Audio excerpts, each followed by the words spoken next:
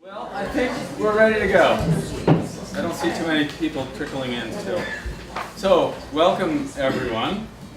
My name is Chris Rimmer. Some of you know me. And this is the fall semester of Suds and Science. We took a 3-month hiatus, and we're back and delighted to be here. And thank you to the Norwich Inn for hosting us. But we do this on the first Tuesday of every month, and we will from now until at least May or June. So we have a great program tonight, and I'm pleased to introduce Leif Richardson. I've never heard that before. No? Yeah, right. And many of you already know about VC, so I'm not going to say much except that if you don't know about us, please do get to know us and become a citizen scientist, a partner, a supporter, a friend. We'd love to have you and talk to me or Sarah Zahender or John Lloyd or anyone else after. But tonight, we're going to hear from the region's foremost bumblebee expert. I can guarantee you that there's nobody in the state of Vermont, probably in the entire Northeast, that knows more about bumblebees than this gentleman here, Leif. And he was instrumental in our 3-year survey of the state of Vermont for bumblebees. He was the guy that got all the tough assignments to identify the tricky species. And he's recently published, I believe, the first ever field guide to the bumblebees of the Northeast, or is it eastern of the entire continent of North America. Be sure to get it if you have any interest in bumblebees. He recently completed his doctoral program at Dartmouth and is now a postdoctoral associate at the University of Vermont and the Gund Institute. So he's going to talk to us tonight about bumblebees and some interesting ecological relationships that exist within that fascinating and vulnerable group. So thanks for coming, and thanks for talking to us. All right. Thanks for having me.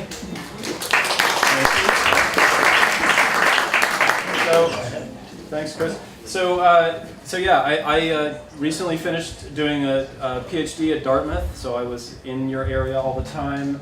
I live in Montpelier. I'm a local Vermonter, so and I worked with VCE for a couple of years on this Bumblebee Atlas project.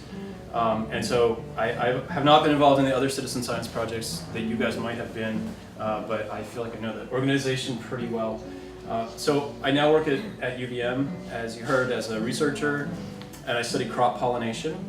In general, pollination ecology and the ecology of bees and the conservation of bees is what I do. And so tonight I'm going to talk to you about a couple of topics about bees that are of interest to me, and I hope they'll be of interest to you. And mainly I want to talk about the chemical ecology of pollination and interactions between plants, bees, and then the natural enemies of bees, and how all of these things are influenced by plant chemistry. And then second, because it's important to me and because I'm pretty sure some of you are here specifically for this reason, I want to also talk about bee conservation and bee declines. And so I should say, before I go any further, that if you have any questions or I'm not loud enough or you want to talk more about something I stopped talking about, feel free to interrupt. And I've never been doing Suds and Science, but I feel like that's how you do things, and that'd be good. So, yes? I'm just disturbed by the music that is playing while you're talking. I was wondering if the music can disappear. I have no idea. That was issue before. Yeah. I have a question. Yes. Is your mom Amy? My mom is Amy. Yay! And who are you? Okay, Betsy Berenger and Jim Berenger. All right, so this guy was my 7th grade science teacher. Would you say I made you what you are today? Would you say I made you what you are today? Yeah. That's very Sorry. funny. That's great. Well, we should talk later. Yeah. I went to Edmonds Middle School, and he worked there. So, all right, so I'm going to talk about bees and pollination today. So first I want to just start by talking about pollination. What is pollination anyway? Anybody want to define this for us? Plant fertilization. Plant fertilization, sex, someone said. Yeah, so it's how plants make seeds, it's how plants reproduce. More often than not, it's mediated by animals. Plants can do it without the help of animals, but what they need is pollen to move from one part to another part, from the male parts to the female parts. And in the majority of plants, there's an animal involved in that movement of the pollen. And the most important animals in this respect are bees and other insects. But because I work on bees and I'm here to talk about bees, I'm going to say everything about bees, and I'm just going to ignore the other important things like flies and beetles and moths and birds. But it's not because I don't care about them, or you shouldn't, but just because I'm sort of single-minded tonight as usual with this. So bees move pollen between male and female parts of flowers and help them to become pollinated and make seeds. And what's really interesting to me about bees, and the reason that they do this, is the thing that distinguishes them from their closest relatives in the Hymenoptera, the group that they belong to taxonomically speaking, and that is that they eat pollen. So when they need protein, they go get plant pollen. And this distinguishes them from ants and wasps, who, for the most part, eat animal protein. So when a wasp is provisioning her offspring, she'll go and get, she'll kill spiders or the larvae of butterflies and moths, or aphids, or any number of other things. They're all animals, and they all contain protein, and that's the food for baby wasps and for adult wasps. By contrast, virtually every bee of more than 20,000 species globally eats pollen as a larva and as an adult. So they have to go to flowers, they have to go to plants to get this food. And as it happens, the other things they eat are almost always from flowers as well. So nectar, as I'm sure you're aware, but also things like, in some cases, resins and oils and waxes that come from flowers. So bees are lots of things, but one thing they are is a pollen-feeding insect. And so it's kind of obvious, but over long periods of time, plants and bees have co-evolved to have this mutualistic relationship where they interact, and the plant benefits by getting pollinated, and the bee benefits by getting food, right? A mutualism. So a win-win situation. At least that's how we classically have thought about these things. But I want to introduce you to another way of thinking about it tonight, and that is that the mutualisms are win-win, but not always so. So there are mutual benefits for the two parties, but there are many cases in which one or the other can cheat and get the value out of the interaction without paying for it, so to speak. And also in the environment, the timing, geography, many other things can affect the interaction between plants and their pollinators such that the plant might not benefit from the interaction, or the bee or other pollinator might not benefit from the interaction. And we commonly call these cheaters in technical terms. And so I just want you to store that in your head for 10 minutes because I'm going to come back to it. But bees sometimes take advantage of plants, and plants sometimes take advantage of bees in this pollination interaction. And as I said before, bees are there to get pollen primarily, but also other plant products from flowers. So I and a lot of other people who work on pollination have been thinking a lot about bees as over the last decade or so as herbivores. Okay, they eat parts of plants. They eat plant tissues or plant products, and so just like other herbivores, they're herbivores, right? They eat something that's a part of a plant, and so that puts them in a category of animals that are exposed to the various components of those plant tissues, including the chemicals. And so one way that we have moved forward with pollination, with the study of pollination and the natural history of bees, and also to some degree the conservation issues surrounding bees, is to think of them as herbivores more than as these angels that visit flowers and do good things for flowers. So they're acting out of self-interest, if you will, when they go to flowers. They're not selflessly providing a service to the plants, at least not as we currently construct this relationship. And so it actually allows us to see a lot more depth about this interaction and what's in it for bees if we think of them as acting out of self-interest and consuming a part of a plant. And so that said, one of the ways that we've really benefited in thinking about bees is to actually think about the other herbivores. So to think about things that eat the foliage of plants and other plant parts. So think about the classic examples like monarch butterflies, or a deer, or all sorts of other maybe cute herbivores like koalas and panda bears, right? These things all eat plant parts. They're herbivores. They consume leaves and other plant parts, and they get protein, they get sugars, and they're exposed to plant chemistry.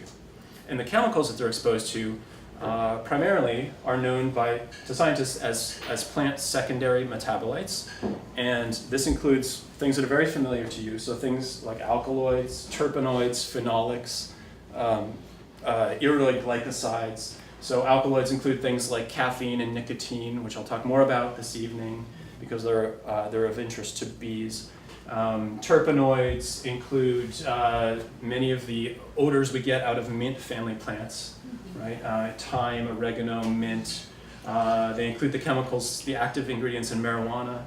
Phenolic compounds. They're many of the healthy parts of fruits and other vegetables, and so on. Many different plant chemicals, more than 100,000 described so far. And so plants are really these chemical factories. If you want to know more about why we call them secondary metabolites, we can talk about that later. I'll just leave that for now. And so there are many functions of these things. The main one that has been identified is that they protect plants against their herbivores. So they defend leaves and other plant parts against consumers. And so think about it for a minute. Why would plants spend so much energy? Why would evolution focus so heavily on this defense? Why do plants need this defense? They don't get eaten. Survival, so they don't get eaten. Right? They can't run away. And plants have lots of ways of evading their herbivores, but fundamentally they're rooted in place. And so chemical defense is one of the main ways that plants avoid getting eaten. Many of these chemicals are toxic, or at least deterrent to potential feeders on plant leaves. And so let's think again about nicotine. It is an alkaloid that is valuable to humans in many ways. It's also toxic to humans. It's very toxic to insects. So many insects will not feed on the leaves of a tobacco plant because to do so will shorten their lifespan, will reduce the reproductive output, and so on. And so what's really fascinating about foliar feeding herbivores is that some of them have actually adapted to consume plants that contain these apparently very toxic chemicals. And so you might ask, why would an insect over long periods of evolutionary time adapt to actually focus on something like nicotine rather than just avoid it and eat something more palatable? Because there are many other plants that are less defended than this example of nicotiana, or tobacco plant that contains nicotine. So this is where I think herbivory gets really interesting. There are many species of insects that actually focus on these compounds. They eat them, and then they either have ways of selectively excreting them, or avoiding actually interacting with them in a biochemical way, or most interestingly, of actually concentrating them in their bodies, sequestering them in their bodies as a defense against their own predators and parasites and parasitoids. And so we can think about the monarch butterfly, which everyone is probably very familiar with. What do monarchs eat? Milkweed. Does anyone know what milkweed contains, chemically speaking? Who knows? I think someone said it over here. Who knows? It contains cardiac glycosides or cardinolides, and that might be one of them. I'm not sure. There are many different chemicals, but they're pretty toxic. If you eat a whole milkweed plant, you're going to have a hard time the next day. And a lot of herbivorous insects also have a hard time eating milkweed. On top of this, it has latex and other defenses. But monarch butterflies actually focus on it, right? And in fact, the mothers will only oviposit on a plant that contains these chemicals. So they land, they can sense the chemicals, they can actually test, relatively speaking, how strong the chemicals are in a particular plant and make a decision about whether to lay the eggs there or go somewhere else. It's fascinating. Monarch butterflies have a parasite that is quite common and also quite deadly for them, and it's maternally transmitted, it's vertically transmitted from mother to offspring. So when the mother lays the eggs, she sheds some of the parasites onto the eggs. When they hatch, the larvae become infected, and so on. And so this is an example where monarch butterfly females will actually, when they're parasitized, they'll seek out plants with higher concentrations of these chemicals. It imposes a greater cost on their offspring because they have to eat this stuff and avoid dying from it. But they sequester more of it in their bodies, and it helps them to fight off the parasite. Okay, so this is actually quite common in nature. There are many types of herbivores that focus on plants that contain these chemicals, and then sequester them either chemically speaking, so they change them to less harmful forms of the molecules and store them that way until they need to express them during an attack from a predator or something, or they sequester them physically in vacuoles or other structures inside so that their cells are not exposed all the time. Anyway, the point is, this is just one example of many where we see herbivores protecting themselves from their natural enemies by consuming potentially toxic plants. So I digress to herbivores to give you a sense that there's this whole unexplored area of pollination ecology that has to do with the chemistry of plants. Unexplored until the last 2 to 3 decades, and we're starting to make progress in this. And I think it's important to know about because it actually could help us address some of the conservation issues for bees. So just like leaves, plant nectar and pollen often contain these same potentially toxic chemicals. So again, to the example of tobacco, nicotine is found in leaves. It's also found in nectar and in pollen, usually at lesser quantities or concentrations than it's found in the leaves and other vegetative parts. Sometimes it's like an order of magnitude less, sometimes it's half as much, depends on the plant. Pollen usually has more than nectar, and sometimes there are, let's say, 4 different chemicals, and 3 of them are in the leaves, and another 3 are in the nectar, and they overlap, but they're different sets, where the relative concentrations of 2 or 3 things are switched between leaves and nectar and pollen. And for a long time, we didn't know why plants would have evolved to express this trait in nectar and pollen, which we interpret to be attractants for their mutualists. So I have some ideas of why plants are doing this, and they're mostly just ideas that I and others have come up with, and they're not laid in stone yet. But I'm curious, why would you think plants would invest their nectar and pollen with potentially toxic chemicals when they're supposedly trying to attract mutualists with those things? So they can only eat some, but not too much.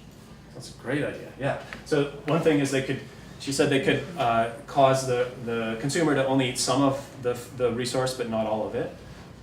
Any other reasons? To specialize?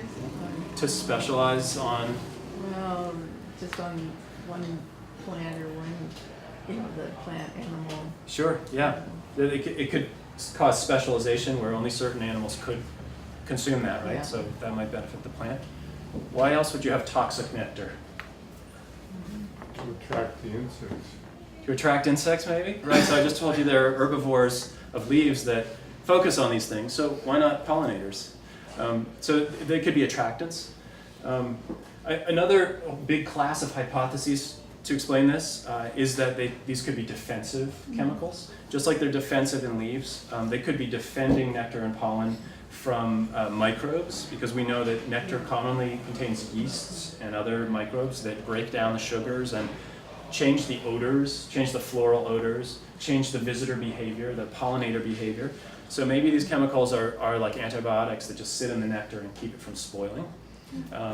They could also be protecting the nectar from nectar robbers, which are these are insects, generally pollinators, who instead of going in the front door of the flower, they go to the base and chew a hole and drink the nectar without touching the plant's sexual parts and without moving pollen around. They could be filtering the visitors, as you say, or maybe they're attracting visitors who seek to consume these compounds for some reason.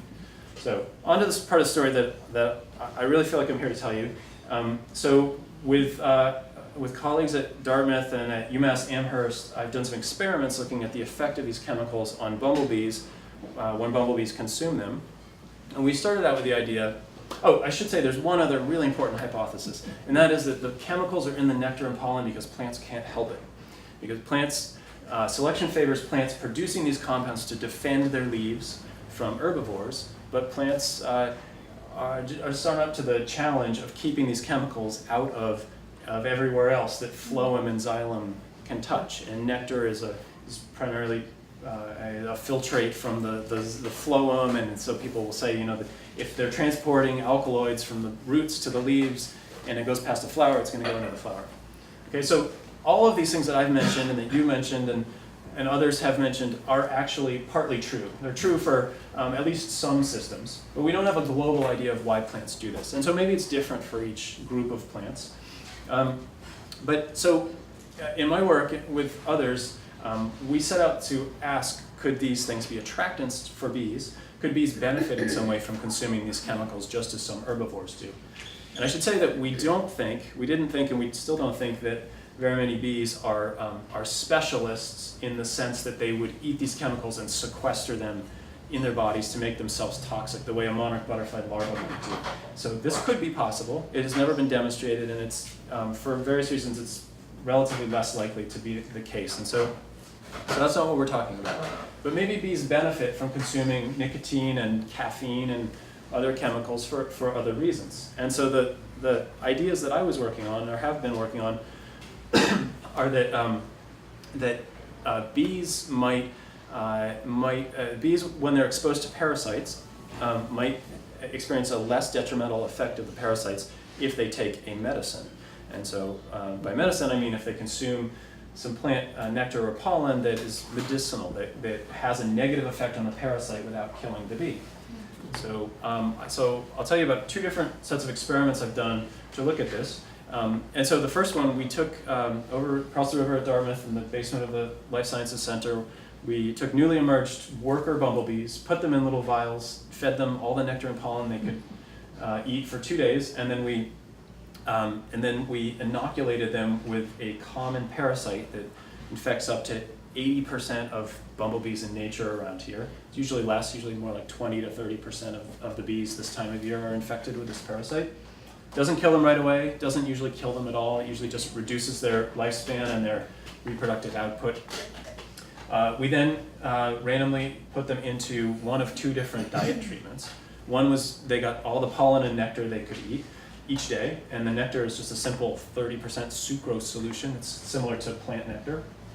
And the other is the same thing, except that the nectar contained an ecologically realistic concentration of one of 8 different nectar secondary chemicals.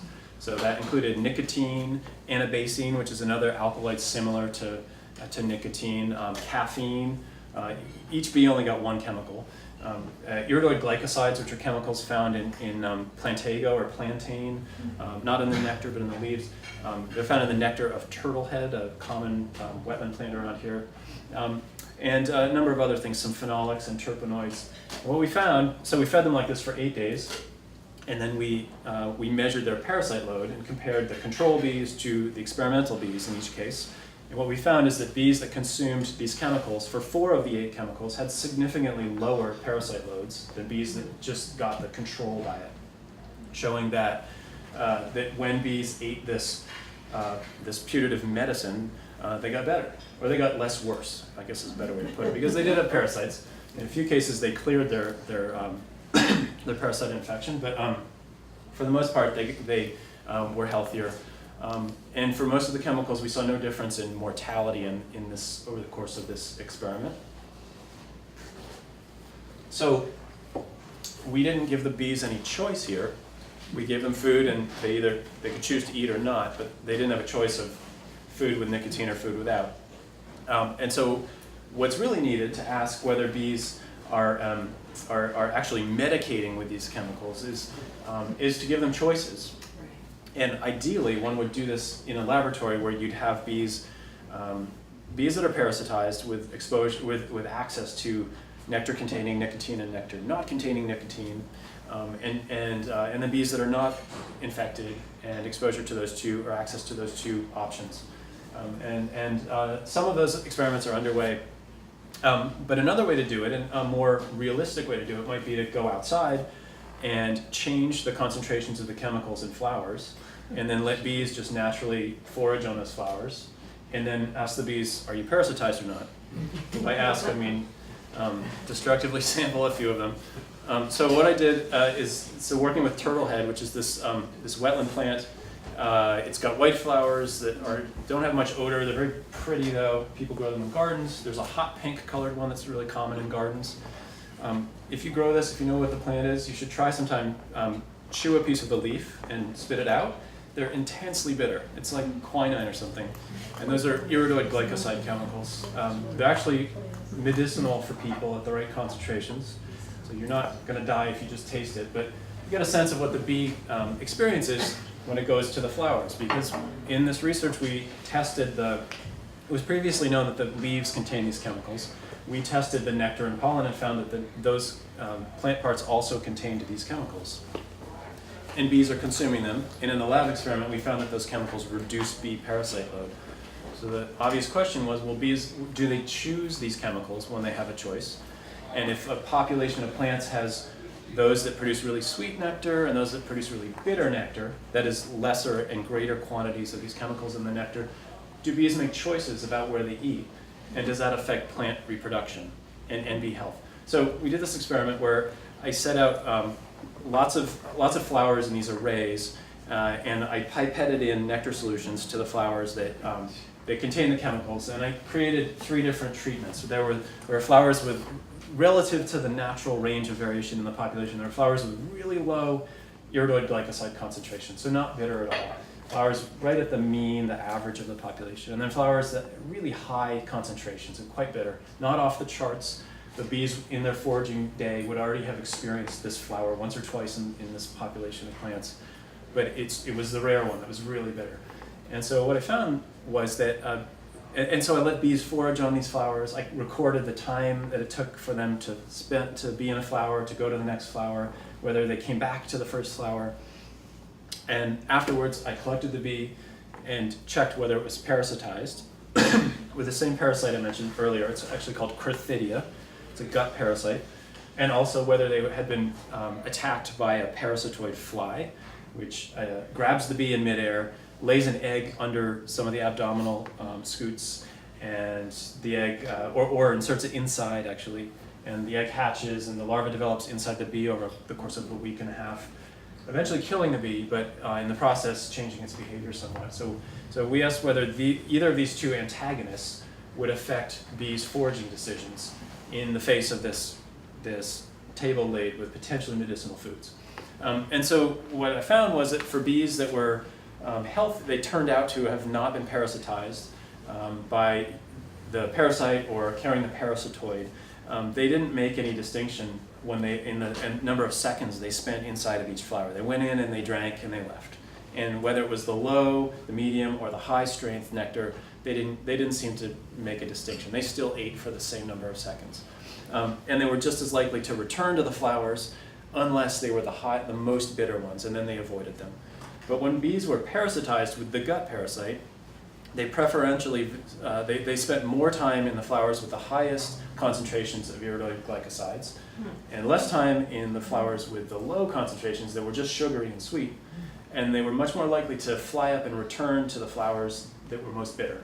And if the flower did not contain a very strong concentration of these chemicals, they'd fly up and they'd leave. So, this was true for the gut parasite, but not for the bees that were infected by the parasitoid fly. So the parasitoid fly is arguably much worse for them. It's a death sentence, but they were not medicating in this way. And so what this brings up is this concept of self-medication, and we know what it means for people. It's another one of these terms that science has borrowed because we think it's funny, but it's a technical term in the plant-insect interaction world and in the foraging ecology world. And so we talk about animals consuming these compounds when they are sick in order to lessen their disease load. And so you may be aware that numerous primates other than us do this. For example, I think it's chimpanzees will eat leaves that contain chemicals that kill their parasites when they're parasitized, but not other times. I told you about monarch butterfly females laying their eggs on plants with more chemicals when they themselves are sick. This is a form of transgenerational medication or self-medication. So it's actually widespread. Honeybees do this. They when they have fungi in the nest, they'll collect more resins from plants to make more propolis, or the resin they use for architecture. Many species of animals do this, including insects. It wasn't well understood whether bees would do this with nectar until recently, or pollen. And we don't really know for sure, but this research suggests that bees are self-medicating, that they're making foraging decisions based on whether or not they're sick.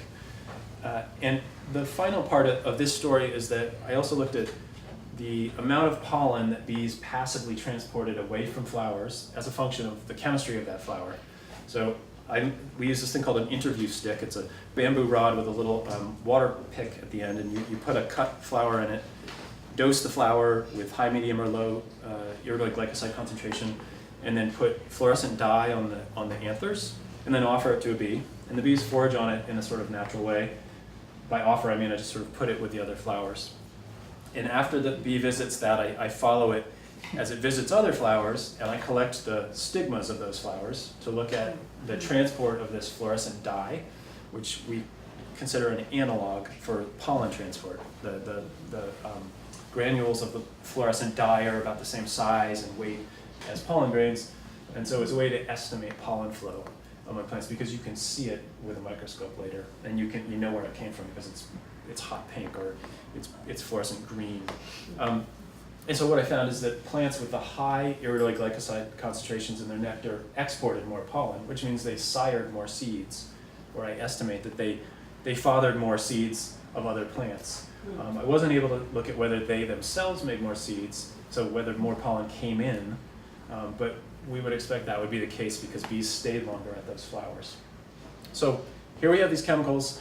They have lots of functions in flowers, but one of them appears to be attraction in interactions with parasitized insects.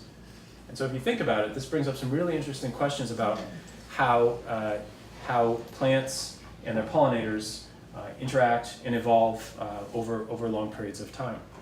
And at this point, I'd like to ask if you have any questions, but then I'd like to talk a little bit about how this might pertain to the bee declines that you're probably aware of, and why it might matter outside of the realm of just geeking out on kind of cool science.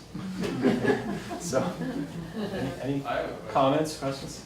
Yeah. Given that these bees have an extremely short lifespan, how do they know, in quotes I suppose, whether a plant, whether they're parasitized, and then whether the plant has higher levels of these, whatever compounds they are? Yeah. So he asked, how do bees know when they're parasitized, and then how do they sample the flowers and figure out the concentrations of these chemicals? There's a lot we don't know about this. So how do they know they're parasitized? I have no idea, but there's probably some signal they're getting. We could say that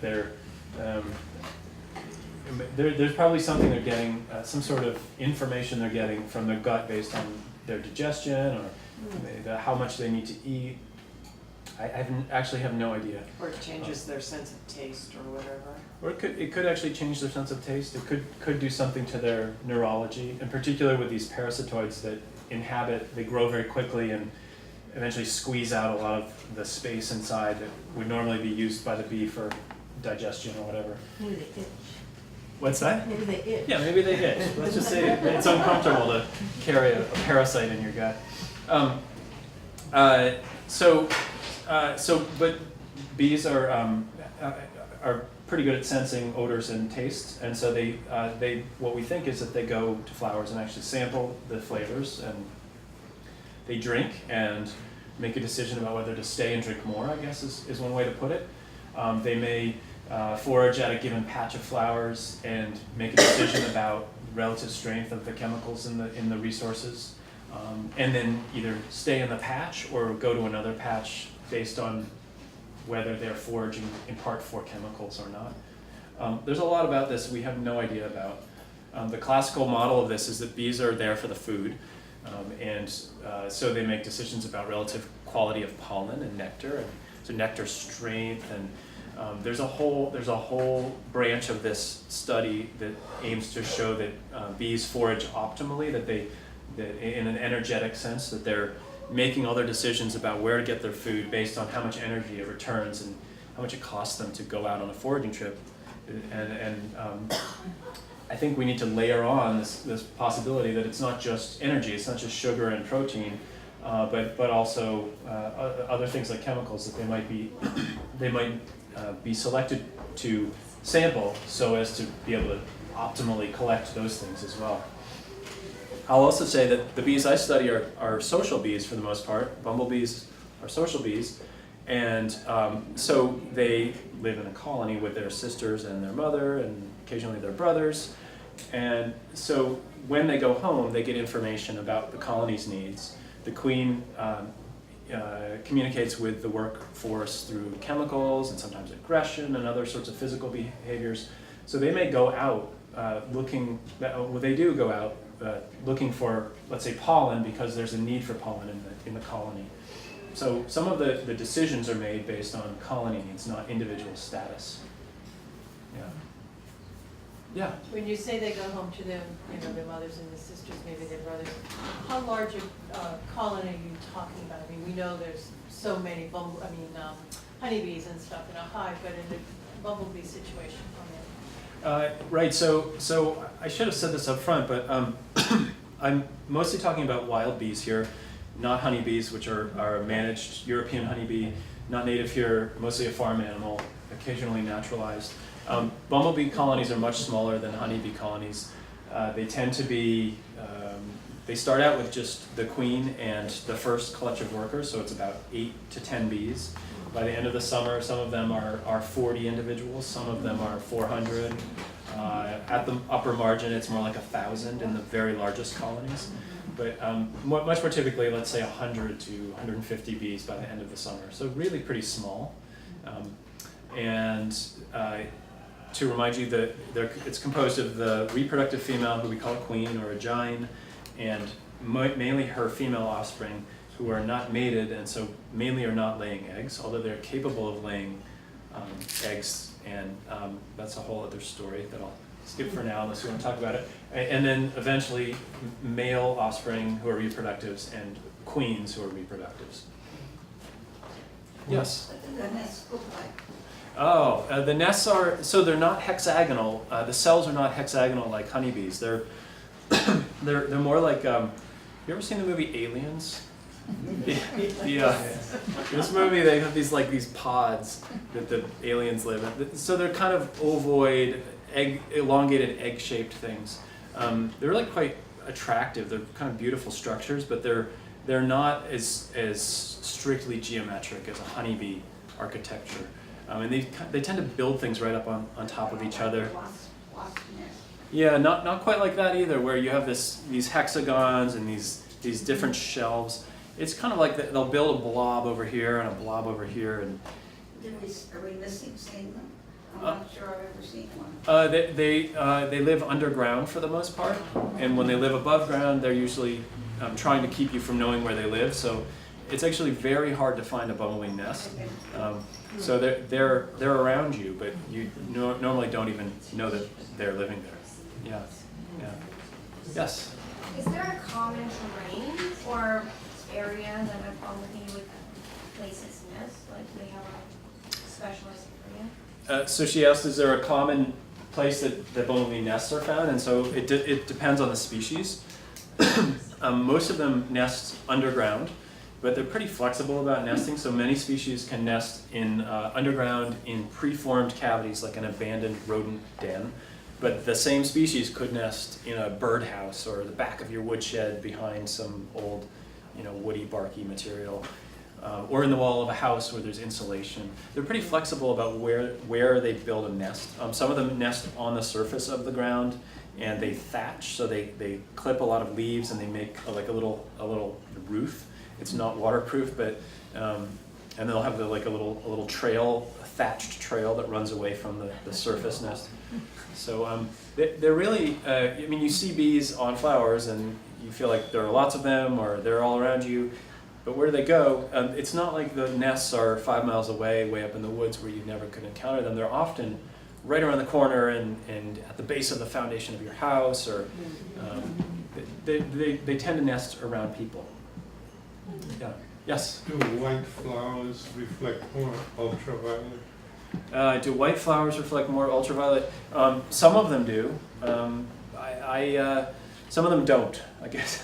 The turtle head, if you're familiar with that one, the one that I work on, we tested it for that, and it doesn't have any kind of ultraviolet signal. Bees can see ultraviolet light, and so some flowers may look just yellow to us or white to us, but they have a bullseye pattern or they have a cross or something that shows the bee where the resources are found. So some of them do, some of them don't. Yeah. Now, can they communicate with each other and tell their buddies where the best flowers are, like the honeybees can?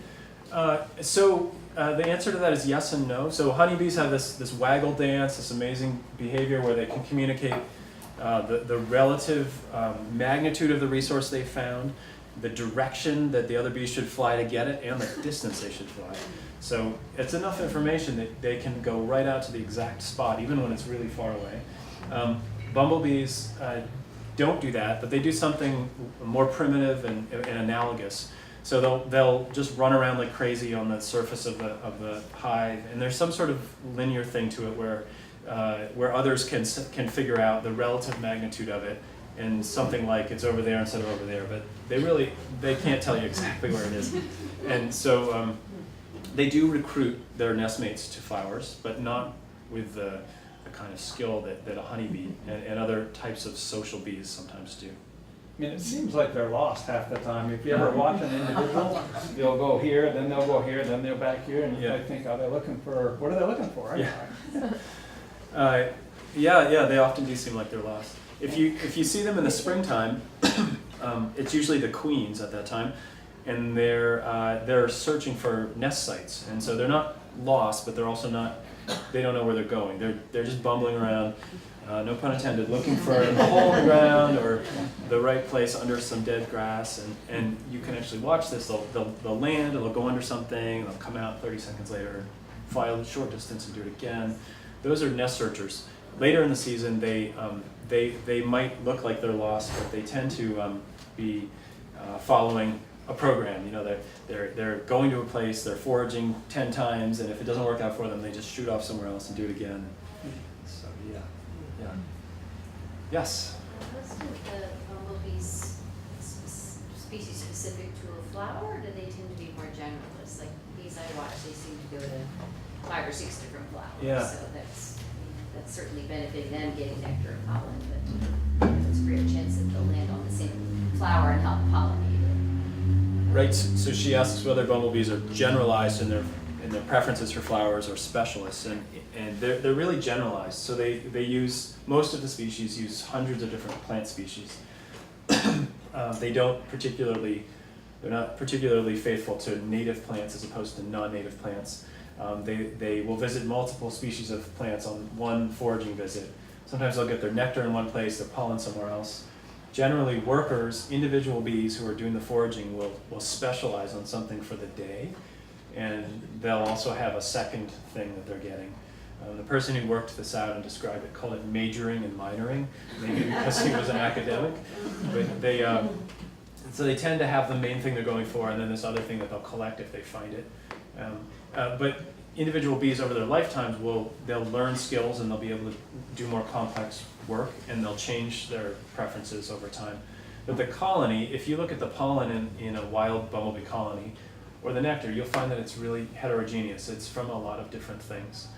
There are a few exceptions to this, and there's some really interesting species of bumblebees that only, for the most part, get pollen from one plant species.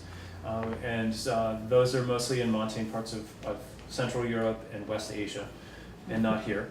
But I just want to add to that I told you there are 20,000 species of bees, and something like 20% of them are specialized in their pollen preferences, and so they will only forage for the pollen of one plant family, or sometimes one plant genus, or sometimes even one particular plant species. They have to have that one pollen, and they just won't make it if they don't get it. And so their larvae eat just one thing. They sometimes nectar from other species of plants, but mainly it's just this one pollen, or maybe pollen from 2 different legumes or something, but it has to be legumes. So this is a very common thing in bees, but bumblebees and honeybees are real, they're very Catholic in their tastes. They eat lots of things. Yes?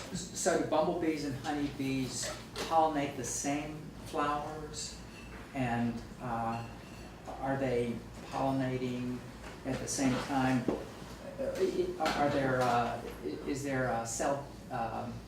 Is there depth of hives for bumblebees as well as for honeybees? Yeah. So can one of them take over if some of the, if there are diminished species of one type?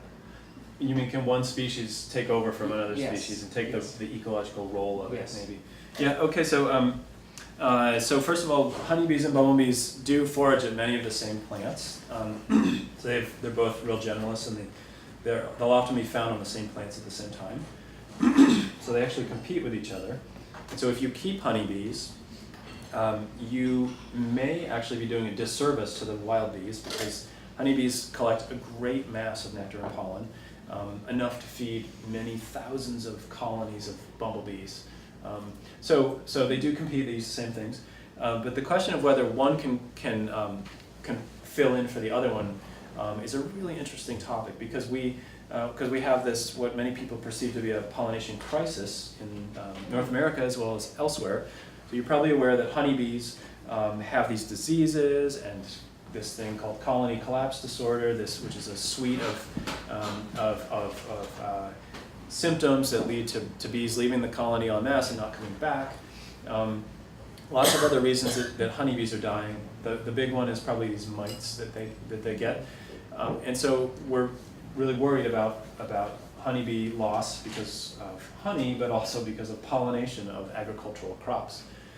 What most people don't appreciate, and what scientists and everybody else did not appreciate until recently, is that wild bees are actually doing most of the pollination on farms, whether or not honeybees are there. And this is a generalization that is a truth, but in many cases it's not the case. For particular crops, it may not be the case. I'll give you an example just as the contrast. So almonds are a huge crop in California, and a growing one.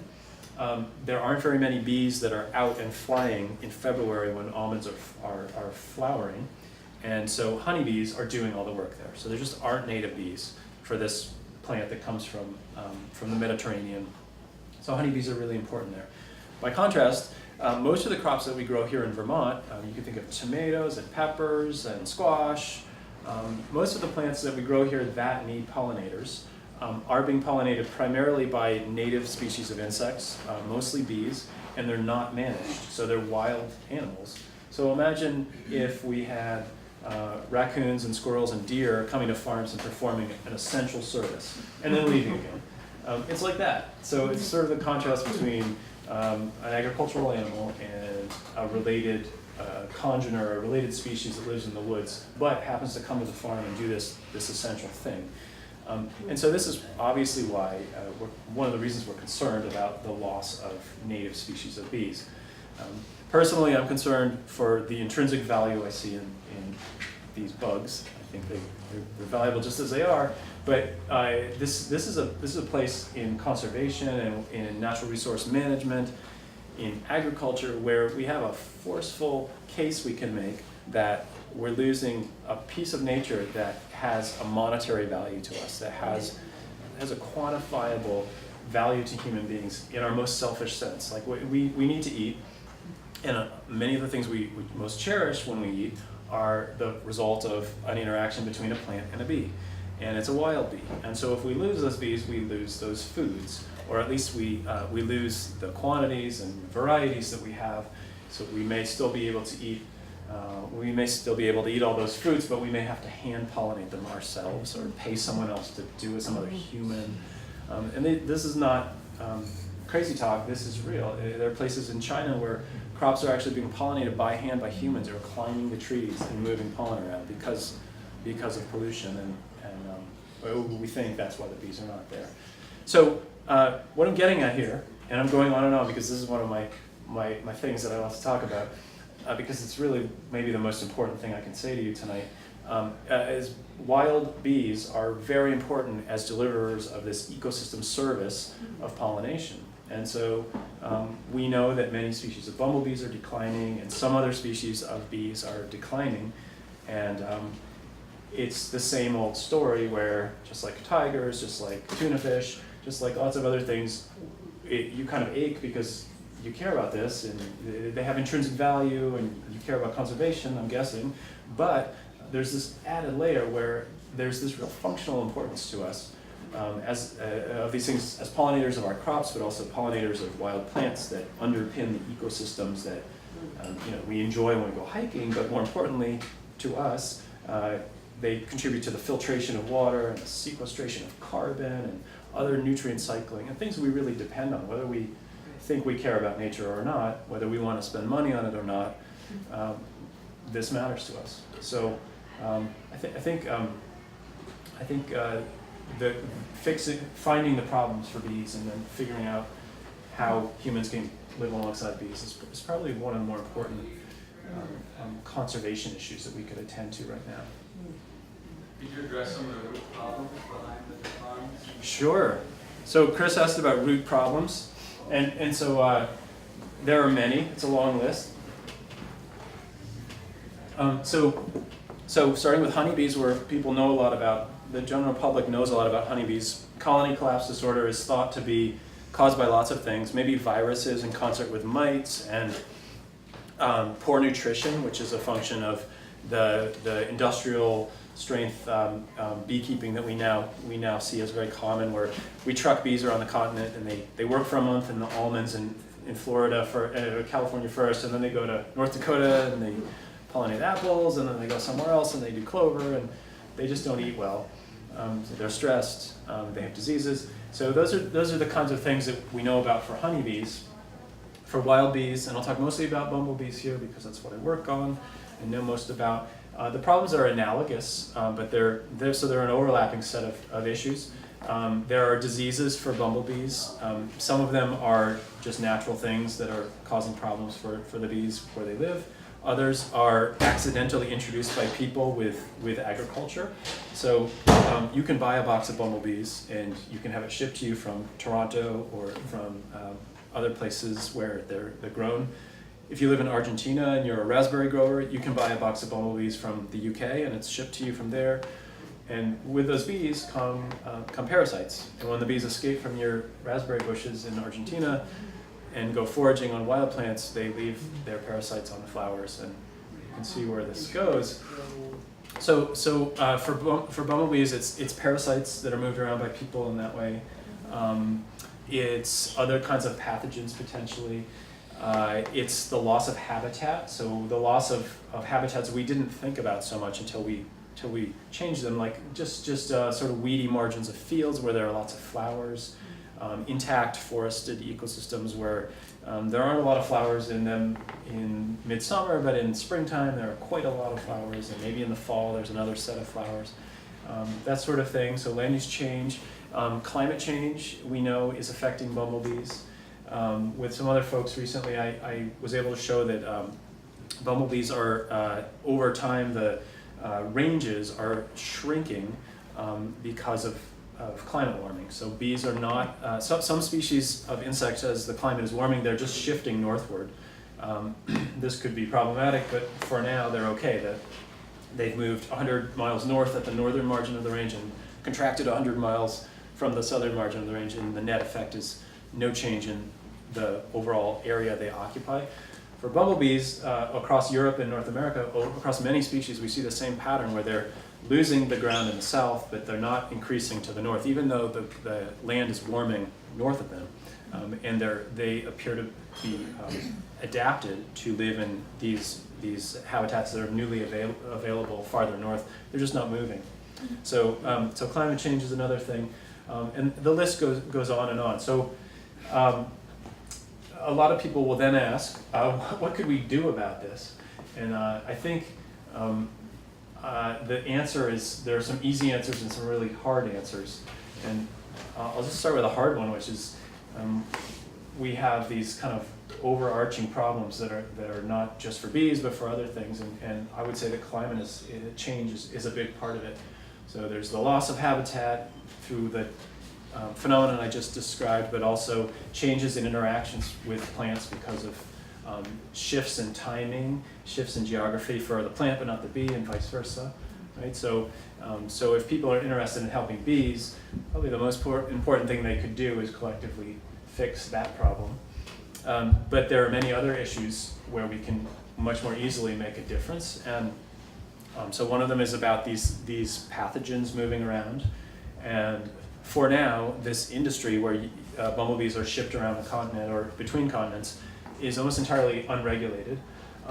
It's a really interesting piece of sort of alternative agriculture, and it has a place in agriculture, but it's not regulated like other aspects of agriculture. So potentially with more regulation, we could see less accidental introduction of pathogens. It's not as sexy as fixing the climate, but it's a thing that needs to happen.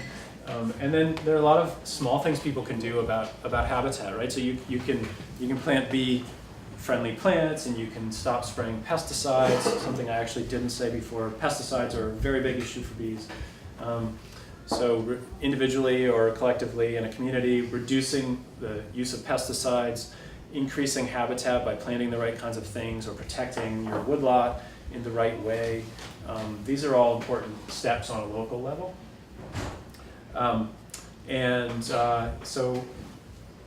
I feel like when we talk about this stuff, it sounds kind of hopeless, but there's probably a lot that individuals can do in incremental ways. What's causing the parasites? I didn't understand that. So bees just naturally have parasites, just like everybody else. And in any given location, they might be adapted to kind of coping with them. So over time, parasites and their hosts have this kind of duel where the general pattern is that parasites over time become less dangerous or deadly for their hosts, because natural selection favors parasites that don't kill the host outright, because they do better if they keep the host around. That's sort of the boiled down explanation. So any given bee species might have some parasites that are resident within a population, and in fact that's the case here in the Upper Valley. But if you move those parasites to another part of the world where there's another bumblebee species that's naive to exposure to that parasite, it could be quite deadly. So that's the thing I try to explain with agriculture in Argentina, a real example. It's also happening here in North America with pathogens that were accidentally introduced from Europe to North American bees. At least that's the working hypothesis. Yeah? Climate change, it seems like the shift is pretty gradual, like a few meters every year or something along those lines. So it seems counterintuitive that the bumblebees would be losing habitat on the southern end of that, but not gaining it. Like, it's counterintuitive. Why wouldn't they move 3 meters north each season? What are some of the hypotheses about why that is? So this work involved VCE, so I should have made this clear. What we did was we went to museum collections and we digitized all the data on the label. And so that means just typing up the name of the location and the date it was collected, the species determination. Sarah Zahendra did a lot of this. Kent did a little bit. I did a little bit. So we just gather all this data and get it together in a big database. So one row for each dead insect on a pin. And I've put together a database of about 300,000 specimen records for North America. And people in Europe have more like 450 to 500,000 records for Central and Western Europe. And so putting all that together, and this is data from over 100 years, we get a pretty good idea of where bees existed over time, in the past and in the present, and over the time in between. So what we did was just look at the average latitudinal occurrence of various species, the average southern margin and northern margin, and upper elevation and lower elevation at different times. And the bees were collected for all sorts of reasons, by students, by professionals, by just people in their backyard, and they all made their way one way or another into a box in a museum. And so just putting it all together, we see a change in the geographical distribution of the bees over a century. And it's more like, I think it's 300 kilometers have been lost on average from the southern margin of the more southerly species. So it's not a minor thing, and this is over a number of years, but you can see where this heads, if it just keeps going like that. But really your question about why they don't go north, we don't know. And one possible hypothesis is that there are other aspects of their natural history that are not favorable to the north. So even though it's warmer now and spring comes 2 weeks earlier or 3 weeks earlier, north of where those bees historically have had their northern margin of their range, maybe the plants are different there, or maybe the plants they need first thing in the early spring don't flower there when it's early spring there for some reason. Maybe there's a dispersal issue, like they can't move beyond something because of something having to do with when they disperse, as like late summer dispersers, or maybe it has to do with seasonality, or extreme weather events that still exclude them from these places that now appear to be good habitat on Earth. And I'm speculating because we don't know, but that's actually the next step for a number of my colleagues, is to try to figure out why bees aren't marching northward like so many other insects that can disperse do. Yeah. Did the extreme cold have any effect on the bumblebees this year? Could the extreme cold have? No, did it? Did it have an effect? I don't know, but it could. So cold can affect them. They actually one of the periods of their life history where most of them, or many of them, die is overwintering. So at the end of the season, the only bumblebees that survive are the queens that have the new queens that have mated. So it's not the one that founded the colony in spring; it's her offspring. So they fly out, they mate, and then all the other bees die, and these new queens that are mated go to bed underground. They dig a hole or they find some underground place and bury themselves, and then they hibernate like other insects. And it's true hibernation, and a lot of them die during this. They succumb to parasites. There's predation. There are shrews that are active all winter that might kill them, and there's climate stuff or weather stuff like extreme cold, and they burn energy staying alive. So if it's too cold for too long, they can't make it. I can't tell you about last winter except that it was really cold. And the other thing I'd notice is when there's a good blanket of snow on the ground, the ground down where they're spending the winter is probably not that cold. But when it's bare ground and we get 20 below, that's probably a lot worse. Yeah. Let's have one more question, and I bet Leif will be willing to stick around for a little while after. All right. Yes. You mentioned pesticides. Aren't there people who believe that these nicotine pesticides are a major cause of the decline and collapse? Yeah, I'm glad you brought that up. So she brought up these nicotine-type pesticides. We call them neonicotinoids. And they were developed by chemists who noticed that nicotine and other alkaloids from tobacco kill bugs really well. And so they synthesized similar chemicals based on nicotine, the same class of alkaloids. They're just highly toxic to insects and also to many other things. And what's amazing about them, and what was seen as this great promise of this new class of insecticides early on, which was the late 80s, early 90s, was that you don't spray them on top of the plants. You put them in the soil, and the plants ingest them through the roots and then express them through the tissues. And so you don't have the situation with atrazine or these other compounds where you fly a plane over the field and you spray and it goes into the woods and it kills everything. It's not like that at all. You put it on seeds and then the plant takes it up, and the plant itself is toxic to its herbivores. And remember that bees are herbivores, so that's the situation here. So this stuff is toxic at parts per billion concentrations. It's not necessarily lethal, though it can be, but it's present in nectar and pollen at parts per billion concentrations, enough to kill bees. And so there's a mountain of studies showing that this stuff kills bees. not only honeybees, but also native species like bumblebees. And not only kills them, but also has sublethal effects that lower their reproductive output. So we're pretty confident that this is a serious problem for bees. And it is staggering how widely used these chemicals have become. So just in the last 10 to 15 years, it's an exponential growth in their use. And not only on plants that have flowers that bees feed at, but also plants that bees don't feed at, but that are in the environment where bees live, and the chemicals end up affecting bees. So things like corn and soy. Soy is visited by bees, but corn generally is not. And it's very widely used on corn. It's a seed treatment. But it still gets into the plants around the edge of the cornfield where the bees feed. It persists in the soil, and next year it's in the plants.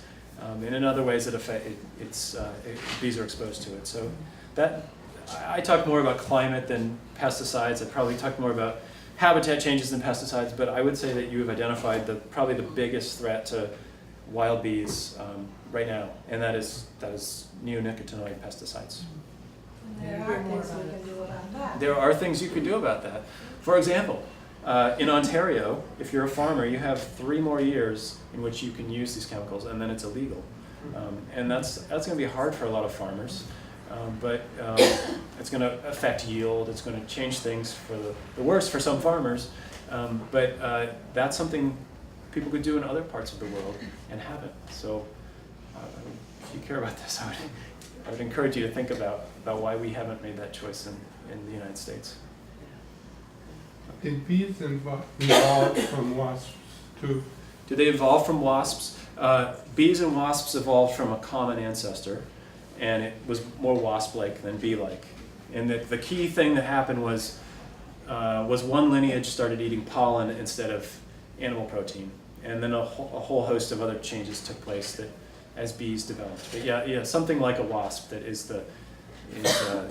that gave rise to both wasps and bees. Yeah. So thanks for listening, and I'd be glad to stick around and talk longer.